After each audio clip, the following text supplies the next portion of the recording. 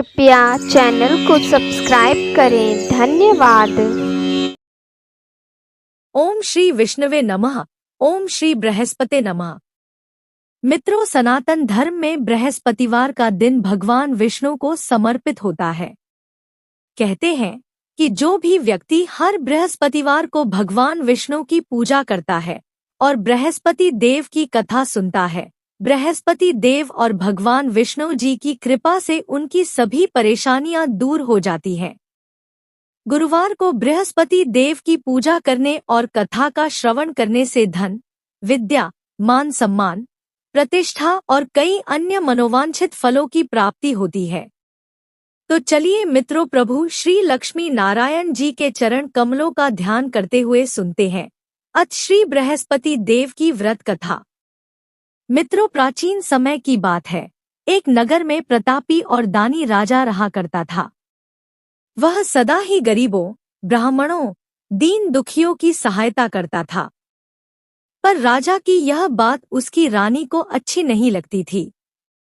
वह न तो गरीबों को दान देती, न ही भगवान का पूजन करती थी और राजा को भी दान देने से मना किया करती थी। एक दिन राजा शिकार खेलने वन को गए हुए थे तो रानी महल में अकेली रह गई। उसी समय बृहस्पतिदेव साधु वेश में राजा के महल में भिक्षा के लिए गए और भिक्षा मांगी। परंतु रानी ने भिक्षा देने से इनकार कर दिया और कहा, हे साधु महाराज, मैं तो इस दान पुण्य से तंग आ गई हूँ। मेरे पति इन गरीबों पर सारा धन लुटाते रहते हैं, इसलिए मेरी तो यही इच्छा है कि हमारा धन नष्ट हो जाए। फिर न रहेगा बांस, न बजेगी बांसुरी, न हमारे पास धन होगा और न ही मेरे पति दान पुण्य करेंगे। रानी की बात सुनकर साधु ने कहा, हे देवी, तुम तो बड़ी विचित्र हो। धन और संतान तो सभी चाहते हैं, पुत्र और लक्ष्मी तो पापी के घर भी होने चाहिए। यदि तुम्हारे पास अधिक धन है तो भूखों को भोजन दो, प्यासों के लिए प्याऊ बनवाओ, मुसाफिरों के लिए धर्मशालाएं खुलवाओ। जो निर्धन अपनी कुंवारी कन्याओं का विवाह नहीं कर सकते उनका विवाह करा दो। जो जीव जंतु भूखे हैं उन्हें भोजन दो। ऐसे और कई काम हैं जिनको करने से तुम्हारा यश लोक परलोक में फैलेगा। तुम्हारा यह धन दान पुण्य से जुड़कर और बढ़ेगा। परंतु रानी पर साधु के उपदेश का कोई प्रभाव न पड़ा। वह बोली, महाराज, आप मुझे कुछ ना समझाएं। मैं ऐसा धन नहीं चाहती जो हर जगह बांटती फिरूं। साधु ने उत्तर दिया, यदि तुम्हारी ऐसी ही इच्छा है तो तथास्तु। तुम ऐसा करना कि बृहस्पतिवार को घर लीपना, इसके बाद पीली मिट्टी से अपना सिर धोकर स्नान करना, भट्टी चढ़ाकर कपड़े धोना। ऐसा करने से आपका सारा धन नष्ट हो जाएगा। इतना कहकर वह साधु महाराज वहां से अंतर्ध्यान हो गए। साधु के अनुसार कई बातों को पूरा करते हुए रानी को केवल 3 बृहस्पतिवार ही बीते थे कि उसकी समस्त धन संपत्ति नष्ट हो गई। भोजन के लिए राजा का परिवार तरसने लगा। तब एक दिन राजा ने रानी से बोला कि हे रानी, तुम यहीं रहो, मैं दूसरे देश को जाता हूँ, क्योंकि यहाँ पर सभी लोग मुझे जानते हैं, इसलिए मैं कोई छोटा कार्य नहीं कर सकता। ऐसा कहकर राजा परदेश चला गया। वहां वह जंगल से लकड़ी काट कर लाता और शहर में बेचता। इस तरह वह अपना जीवन व्यतीत करने लगा। इधर राजा के परदेश जाते ही रानी और दासी दुखी रहने लगी। एक बार जब रानी और दासी को 7 दिन तक बिना भोजन के रहना पड़ा तो रानी ने अपनी दासी से कहा, हे दासी, पास ही के नगर में मेरी बहन रहती है। वह बड़ी धनवान है। तू उसके पास जा और कुछ ले आ ताकि थोड़ी बहुत गुजर-बसर हो जाए। दासी रानी की बहन के पास गई। उस दिन गुरुवार था और रानी की बहन उस समय बृहस्पतिवार व्रत की कथा सुन रही थी। दासी ने रानी की बहन को अपनी रानी का संदेश दिया, लेकिन रानी की बड़ी बहन ने कथा और पूजा अधूरी होने के कारण कोई उत्तर नहीं दिया। जब दासी को रानी की बहन से कोई उत्तर नहीं मिला तो वह बहुत दुखी हुई और उसे क्रोध भी आया। दासी ने वापस आकर रानी को सारी बात बता दी। दासी की ये सब बातें सुनकर रानी ने खुद को और अपने भाग्य को कोसना शुरू कर दिया। उधर रानी की बहन ने सोचा कि मेरी बहन की दासी आई थी, परंतु मैं उससे नहीं बोली, इससे वह बहुत दुखी हुई होगी। कथा सुनकर और पूजन समाप्त करके वह अपनी बहन के घर आई और कहने लगी, हे बहन, मैं बृहस्पतिवार का व्रत कर रही थी। तुम्हारी दासी मेरे घर आई थी, परंतु जब तक कथा होती है तब तक न तो उठते हैं और न ही बोलते हैं, इसलिए मैं नहीं बोली। कहो दासी क्यों गई थी? रानी बोली, बहन तुमसे क्या छिपाऊं, हमारे घर में खाने तक को अनाज नहीं है। ऐसा कहते कहते रानी की आंखें भर आई। उसने दासी समेत पिछले 7 दिनों से भूखे रहने तक की बात अपनी बहन को विस्तार पूर्वक सुना दी। रानी की बहन बोली, देखो बहन, भगवान बृहस्पति देव सबकी मनोकामना को पूर्ण करते हैं। देखो, शायद तुम्हारे घर में अनाज रखा हो। पहले तो रानी को विश्वास नहीं हुआ, पर बहन के आग्रह करने पर उसने अपनी दासी को अंदर भेजा तो उसे सचमुच अनाज से भरा एक घड़ा मिल गया। यह देखकर दासी को बड़ी हैरानी हुई। दासी रानी से कहने लगी, हे रानी, जब हमको भोजन नहीं मिलता तो हम व्रत ही तो करते हैं, इसलिए क्यों न इनसे व्रत और कथा की विधि पूछ ली जाए ताकि हम भी व्रत कर सकें। तब रानी ने अपनी बहन से बृहस्पतिवार व्रत के बारे में पूछा।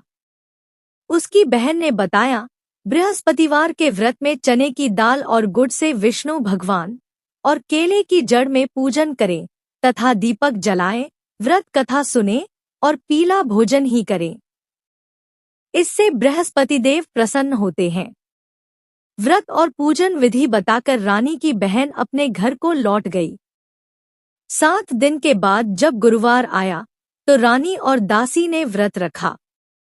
घुड़साल में जाकर चना और गुड़ लेकर आईं। फिर उससे केले की जड़ तथा विष्णु भगवान का पूजन किया। अब पीला भोजन कहाँ से आए, इस बात को लेकर दोनों बहुत दुखी थे।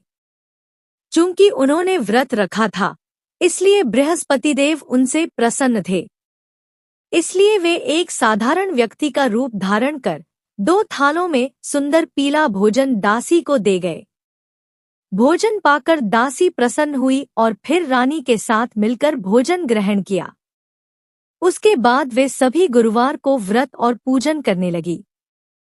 बृहस्पति भगवान की कृपा से उनके पास फिर से धन संपत्ति आ गई, परंतु रानी फिर से पहले की तरह आलस्य करने लगी।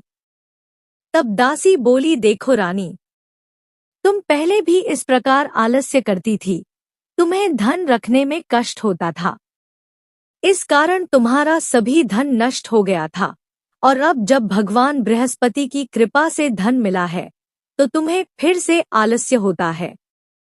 रानी को समझाते हुए दासी कहती है कि बड़ी मुसीबतों के बाद हमने यह धन पाया है, इसलिए हमें दान पुण्य करना चाहिए। भूखे मनुष्यों को भोजन कराना चाहिए और धन को शुभ कार्यों में खर्च करना चाहिए, जिससे तुम्हारे कुल का यश बढ़ेगा, स्वर्ग की प्राप्ति होगी और पितृ प्रसन्न होंगे। दासी की बात मानकर रानी अपना धन शुभ कार्यों में खर्च करने लगी, जिससे पूरे नगर में उसका यश फैलने लगा। इधर एक दिन राजा दुखी होकर जंगल में एक पेड़ के नीचे आसन जमाकर बैठ गया। वह अपनी दशा को याद करके व्याकुल होने लगा। बृहस्पतिवार का दिन था। एकाएक उसने देखा कि निर्जन वन में एक साधु प्रकट हुए। वह साधु वेश में स्वयं बृहस्पति देवता थे।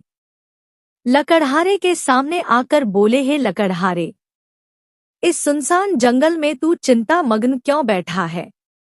लकड़हारे ने दोनों हाथ जोड़कर प्रणाम किया और उत्तर दिया, महात्मा जी, आप सब कुछ जानते हैं, मैं क्या कहूँ। यह कहकर रोने लगा और साधु को अपनी आत्मकथा सुनाई। महात्मा जी ने कहा, तुम्हारी स्त्री ने बृहस्पति के दिन बृहस्पति भगवान का निरादर किया है, जिसके कारण रुष्ट होकर उन्होंने तुम्हारी यह दशा कर दी। अब तुम चिंता को दूर करके मेरे कहने पर चलो तो तुम्हारे सब कष्ट दूर हो जाएंगे और भगवान पहले से भी अधिक संपत्ति देंगे। तुम बृहस्पति के दिन कथा किया करो। 2 पैसे के चने और गुड़ लाकर उसका प्रसाद बनाओ और शुद्ध जल से लोटे में शक्कर मिलाकर अमृत तैयार करो। कथा के पश्चात अपने सारे परिवार और सुनने वाले प्रेमियों में अमृत व प्रसाद बांटकर आप भी ग्रहण करो। ऐसा करने से भगवान तुम्हारी सब मनोकामनाएं पूरी करेंगे। साधु के ऐसे वचन सुनकर लकड़हारा बोला, हे प्रभु, मुझे लकड़ी बेचकर इतना पैसा नहीं मिलता जिससे भोजन के उपरांत कुछ बचा सकूं। मैंने कई रात्रि स्वप्न में अपनी स्त्री को व्याकुल देखा है। मेरे पास कुछ भी नहीं जिससे मैं उसकी खबर मंगा सकूं। साधु ने कहा, है लकड़हारे, तुम किसी बात की चिंता मत करो। बृहस्पति के दिन तुम रोजाना की तरह लकड़ियां लेकर शहर को जाओ। तुमको रोज से दुगुना धन प्राप्त होगा, जिससे तुम भली भांति भोजन कर लोगे तथा बृहस्पति देव की पूजा का सामान भी आ जाएगा। इतना कहकर साधु अंतर्ध्यान हो गए। धीरे धीरे समय व्यतीत होने पर फिर वही बृहस्पतिवार का दिन आया। लकड़हारा जंगल से लकड़ी काटकर किसी शहर में बेचने गया। उसे उस दिन और दिनों से अधिक पैसा मिला। राजा ने चना गुड़ आदि लाकर गुरुवार का व्रत किया। उस दिन से उसके सभी क्लेश दूर हुए, परंतु जब दोबारा गुरुवार का दिन आया तो राजा बृहस्पतिवार का व्रत करना भूल गया। इस कारण बृहस्पति भगवान नाराज हो गए। उस दिन उस नगर के राजा ने विशाल यज्ञ का आयोजन किया तथा शहर में यह घोषणा करा दी कि कोई भी मनुष्य अपने घर में भोजन न बनाए, न आग जलाए, समस्त जनता मेरे यहाँ भोजन करने आए। इस आज्ञा को जो न मानेगा उसे फांसी की सजा दी जाएगी। इस तरह की घोषणा संपूर्ण नगर में करवा दी गई। राजा की आज्ञानुसार शहर के सभी लोग भोजन करने गए, लेकिन लकड़हारा कुछ देर से पहुंचा, इसलिए राजा उसको अपने साथ घर लिवा ले गए और ले जाकर भोजन करा रहे थे तो रानी की दृष्टि उस खूंटी पर पड़ी जिस पर उसका हार लटका हुआ था। वह हार वहां पर दिखाई नहीं दिया। रानी ने निश्चय किया कि मेरा हार इस लकड़हारे ने चुरा लिया है। राजा ने उसी समय सिपाहियों को बुलाकर उसको कारागार में डलवा दिया। जब लकड़हारा कारागार में पड़ गया और बहुत दुखी होकर विचार करने लगा कि न जाने कौन से पूर्व जन्म के कर्म से मुझे यह दुख प्राप्त हुआ है, ऐसा सोचते हुए वो उसी साधु को याद करने लगा जो कि जंगल में मिला था। उसी समय तत्काल बृहस्पति देव साधु के रूप में प्रकट हुए और उसकी दशा को देखकर कहने लगे, अरे मूर्ख, तूने बृहस्पति देव की कथा नहीं करी, इस कारण तुझे दुख प्राप्त हुआ है। अब चिंता मत कर, बृहस्पतिवार के दिन कारागार के दरवाजे पर 4 पैसे पड़े मिलेंगे। उनसे तू बृहस्पति देव की पूजा करना, तेरे सभी कष्ट दूर हो जाएंगे। बृहस्पति के दिन उसे 4 पैसे मिले। लकड़हारे ने कथा कही। उसी रात्रि को बृहस्पति देव ने उस नगर के राजा को स्वप्न में कहा, हे राजा, तुमने जिस आदमी को कारागार में बंद कर दिया है वह निर्दोष है। वह राजा है, उसे छोड़ देना। रानी का हार उसी खूंटी पर लटका है। अगर तू ऐसा नहीं करेगा तो मैं तेरे राज्य को नष्ट कर दूंगा। इस तरह रात्रि के स्वप्न को देखकर राजा प्रातः काल उठा और खूंटी पर हार देखकर लकड़हारे को बुलाकर क्षमा मांगी तथा लकड़हारे को योग्य सुंदर वस्त्र आभूषण देकर विदा कर दिया। बृहस्पति देव की आज्ञानुसार लकड़हारा अपने नगर को चल दिया। राजा जब अपने नगर के निकट पहुंचा तो उसे बड़ा आश्चर्य हुआ। नगर में पहले से अधिक बाग, तालाब, कुएं तथा बहुत सी धर्मशाला, मंदिर आदि बन गई हैं। राजा ने पूछा, यह किसका बाग और धर्मशाला है? तब नगर के सब लोग कहने लगे, यह सब रानी और बांदी के हैं। तो राजा को आश्चर्य हुआ और गुस्सा भी आया।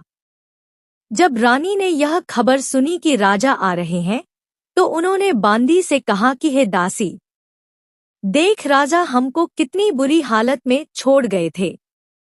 हमारी ऐसी हालत देखकर वह लौट न जाएं, इसलिए तू दरवाजे पर खड़ी हो जा। आज्ञानुसार दासी दरवाजे पर खड़ी हो गई। राजा आए तो उन्हें अपने साथ लिवा लाई। तब राजा ने क्रोध करके अपनी रानी से पूछा कि यह धन तुम्हें कैसे प्राप्त हुआ है। तब उन्होंने कहा, हमें यह सब धन बृहस्पति देव के इस व्रत के प्रभाव से प्राप्त हुआ है। राजा ने निश्चय किया कि 7 रोज बाद तो सभी बृहस्पति देव का पूजन करते हैं, परंतु मैं प्रतिदिन दिन में 3 बार कहानी तथा रोज व्रत किया करूंगा। अब हर समय राजा के दुपट्टे में चने की दाल बंधी रहती तथा वह दिन में 3 बार कहानी कहता। एक रोज राजा ने विचार किया कि चलो अपनी बहन के यहाँ हो आए। इस तरह निश्चय कर राजा घोड़े पर सवार हो अपनी बहन के यहाँ को चलने लगा। मार्ग में उसने देखा कि कुछ आदमी एक मुर्दे को लिए जा रहे हैं। उन्हें रोककर राजा कहने लगा, अरे भाइयों, मेरी बृहस्पति देव की कथा सुन लो। वे बोले, लो, हमारा तो आदमी मर गया है, इसको अपनी कथा की पड़ी है। परंतु कुछ आदमी बोले, अच्छा कहो, हम तुम्हारी कथा भी सुनेंगे। राजा ने दाल निकाली और जब कथा आधी हुई थी कि मुर्दा हिलने लग गया, और जब कथा समाप्त हो गई तो मुर्दा राम राम करके उठकर खड़ा हो गया। आगे मार्ग में उसे एक किसान खेत में हल चलाता मिला।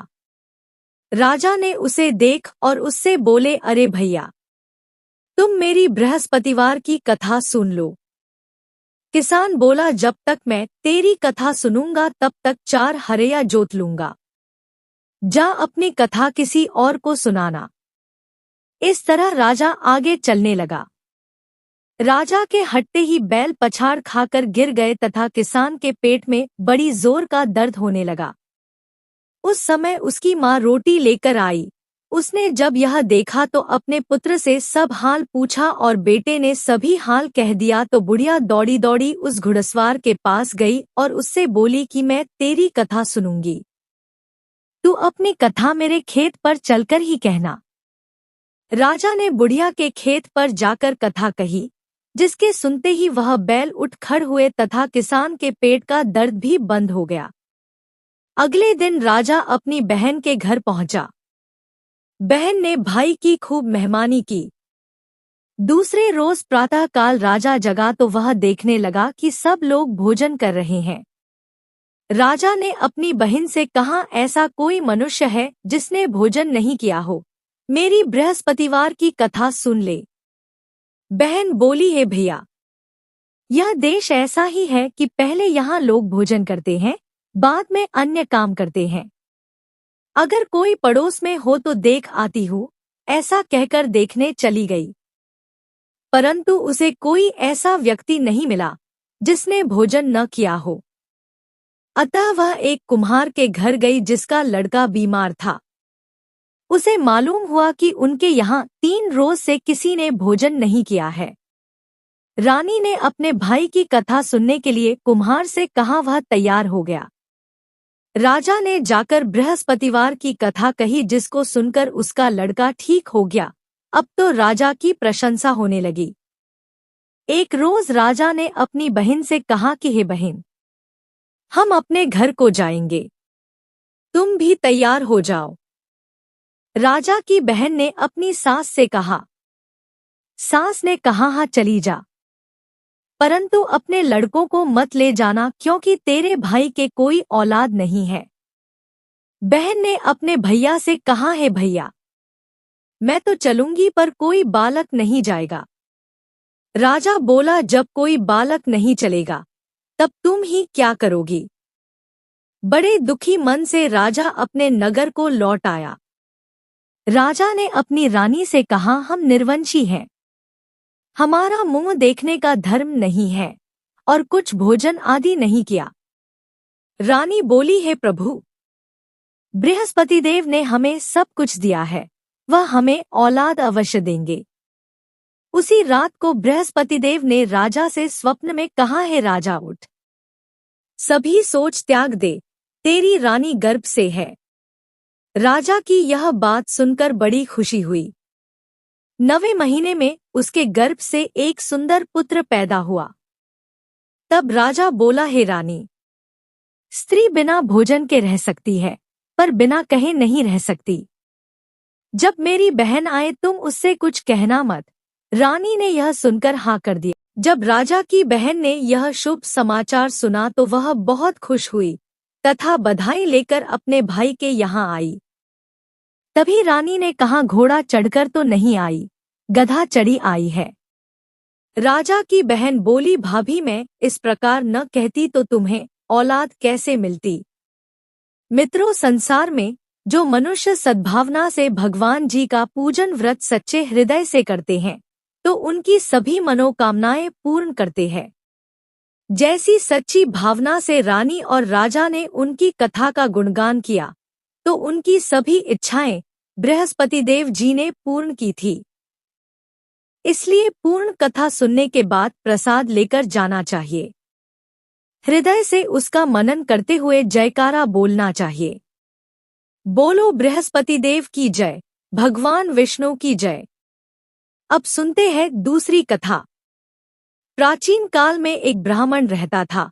वह बहुत निर्धन था। उसके कोई संतान नहीं थी। उसकी स्त्री बहुत मलिनता के साथ रहती थी।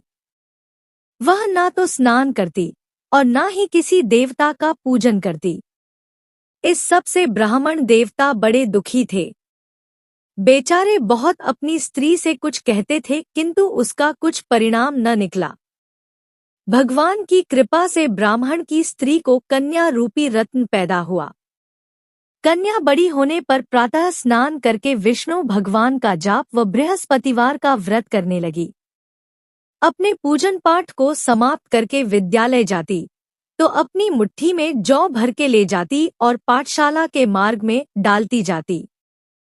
तब ये जौ स्वर्ण के हो जाते तो लौटते समय उनको बीन कर घर ले आती थी।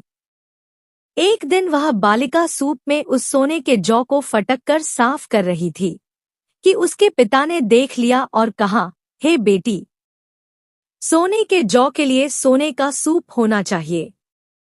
दूसरे दिन बृहस्पतिवार था। इस कन्या ने व्रत रखा और बृहस्पति देव से प्रार्थना करके कहा, मैंने आपकी पूजा सच्चे मन से की हो तो मेरे लिए सोने का सूप दे दो।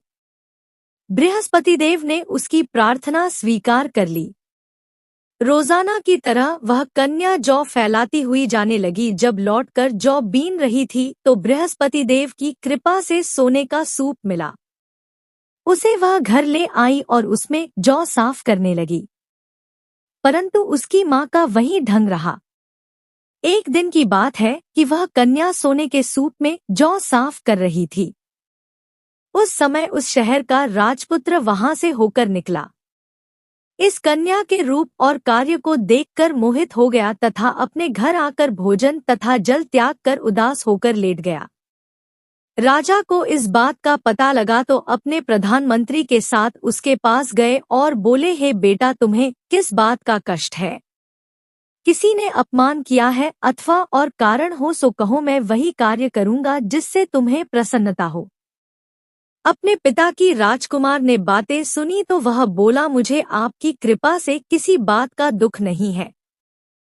किसी ने मेरा अपमान नहीं किया है, परंतु मैं उस लड़की से विवाह करना चाहता हूँ जो सोने के सूप में जौ साफ कर रही थी। यह सुनकर राजा आश्चर्य में पड़ गया और बोला, हे बेटा, इस तरह की कन्या का पता तुम ही लगाओ। मैं उसके साथ तेरा विवाह अवश्य ही करवा दूंगा। राजकुमार ने उस लड़की के घर का पता लगाया। तब मंत्री उस लड़की के घर गए और ब्राह्मण देवता को सभी हाल बतलाया। ब्राह्मण देवता राजकुमार के साथ अपनी कन्या का विवाह करने के लिए तैयार हो गए तथा विधि विधान के अनुसार ब्राह्मण की कन्या का विवाह राजकुमार के साथ हो गया। कन्या के घर से जाते ही पहले की भांति उस ब्राह्मण देवता के घर में गरीबी का निवास हो गया। अब भोजन के लिए भी अन्न बड़ी मुश्किल से मिलता था। एक दिन दुखी होकर ब्राह्मण देवता अपनी पुत्री के पास गए।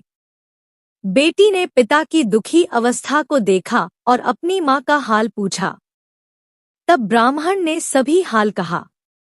कन्या ने बहुत सा धन देकर अपने पिता को विदा कर दिया। इस तरह ब्राह्मण का कुछ समय सुखपूर्वक व्यतीत हुआ। कुछ दिन बाद फिर वही हाल हो गया। ब्राह्मण फिर अपनी कन्या के यहाँ गया और सारा हाल कहा तो उसकी लड़की बोली, हे पिताजी, आप माताजी को यहाँ पर लेकर आओ। मैं उसे विधि बता दूंगी जिससे आपकी गरीबी दूर हो जाएगी।